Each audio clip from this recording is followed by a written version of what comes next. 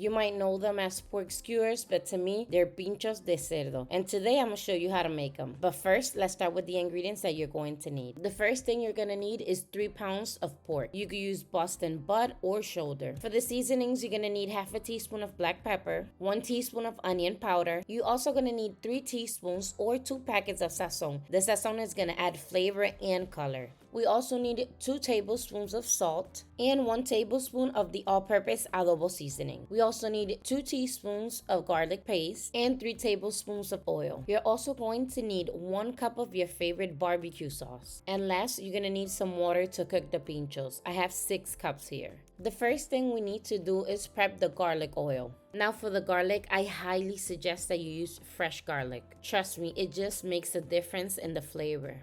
Then just mix the garlic in the oil. Don't worry if it doesn't look like it's mixed in completely because the brush will do the work. Now the garlic here, we use it for 2 things. We use it for the pinchos and for the bread. Yes, the bread, because for us Puerto Rican, when we make a pincho, we must have bread as a topper.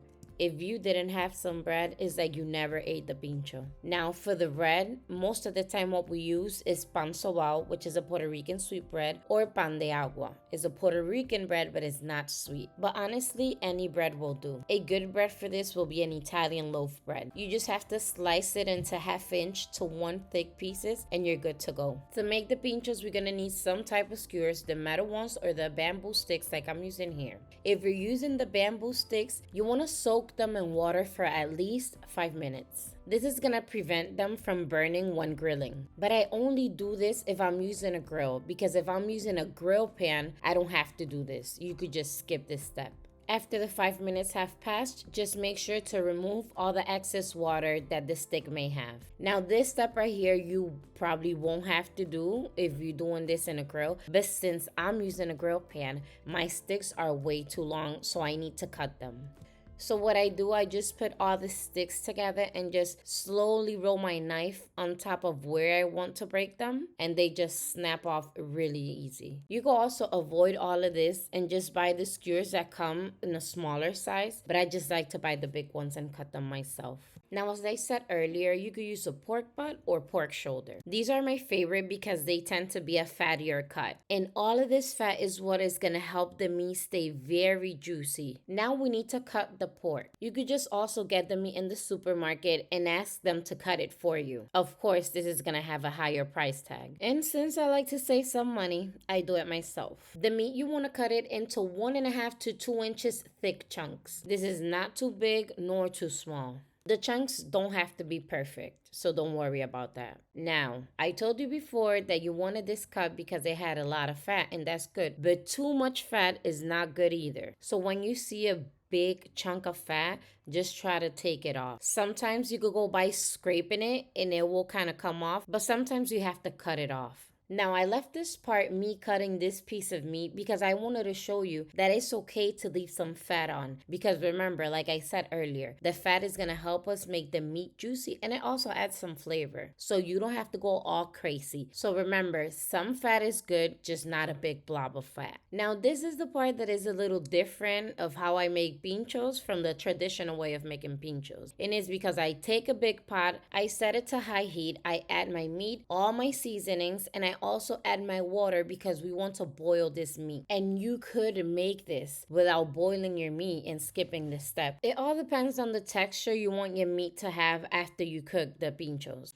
But I like my meat to be very tender that when you bite it, you could just bite off the piece of meat and not be so chewy. And that's why I boil the meat first. Then you just have to cover and cook for 40 minutes. And this is how your meat will look. And since we added all those seasonings, you don't need to season this meat now. Then you want to drain it and let it cool off. And look here, you see, the meat is still nice and firm, but it started already to get tender, you see? This is perfect, exactly how you want it. Then we have to prepare the pinchos. Now it's time to start putting the meat in the sticks, but it's important that you leave some space at the bottom, at least 2 fingers, so you can hold the stick. and you won't burn yourself. Now for each stick, I usually put about 6 pieces of meat. And by putting 6 pieces of meat, I get about 10 pork skewers. Now, in reality, how many pieces of meat you put is all up to you because this could vary depending on where you're cooking your pinchos, because the pan could be smaller, so you need to make them smaller, or if you're just trying to make bite-sized pinchos. Also, remember to leave some space on top of the skewer so you could put your bread on. But don't worry, because it doesn't matter how many pieces of meat you put in each stick, this won't affect the cooking time. Now, by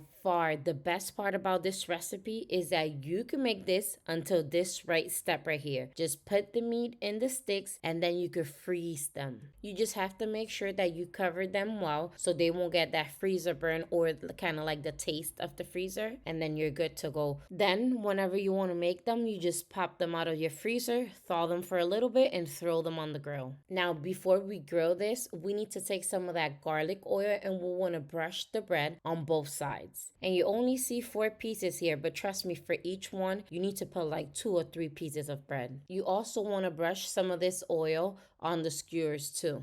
And you don't want to skip this step because this will add so much flavor to the pincho. It's just amazing. Make sure to also do it on both sides as well, just like the bread. And now these are ready to go onto the grill. And look how they will look. They already look good. Make sure before you cook this, your grill or your pan is already preheated. And the first thing I like to do is to toast my bread. I like to toast my bread for about 30 seconds per each side. And my heat is set to medium high. And if you're using a grill, your temperature should be about 400 degrees. Once you toast the bread, the area that you're cooking is going to start smelling so good. It is very important to keep in mind that if you're doing this indoors with a grill pan, just like I am, your fire alarm will go off because this tends to make a lot of smoke. After you toasted the bread, now we're going to put in the pork skewers. We're going to cook them for 15 minutes, but we need to rotate them every 4 minutes. That means you need to rotate them